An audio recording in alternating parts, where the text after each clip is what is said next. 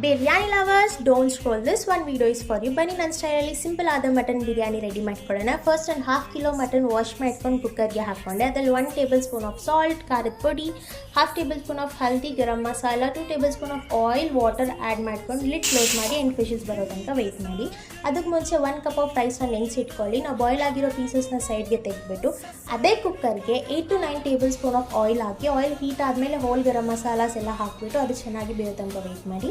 ಆಮೇಲೆ 1 medium size chop onion ಹಾಕಿ golden colour ಬರೋ ತನಕ ವೆಯ್ಟ್ ಮಾಡಿ. ಅದೇ ಇದಕ್ಕೆ 4 to 5 chopped medium size tomatoes hockey, 2 table spoon of ginger garlic paste, ಕೊತ್ತಂಬರಿ ಪುದೀನ ಹಾಕಿ ಬೇಯಿಸ್ಕೊಳ್ಳಿ. ನಿಮ್ಮ ಖಾರಕ್ಕೆ ತగ్గಷ್ಟು ಖಾರದ ಪುಡಿ ಹಾಕ್ಕೊಳ್ಳಿ. ಫಸ್ಟೇ ನೆನೆಸಿಟ್ಕೊಂಡಿರೋ ರೈಸ್ ಹಾಕಿ, ನಾನು 1 ಕಪ್ ಆಫ್ ರೈಸ್ ತೊಗೊಂಡಿದ್ದೆ, ಅದಕ್ಕೆ 1.5 ಕಪ್ ಆಫ್ ವಾಟರ್ನ ಆ್ಯಡ್ ಮಾಡ್ಕೊಂಡಿದ್ದೀನಿ.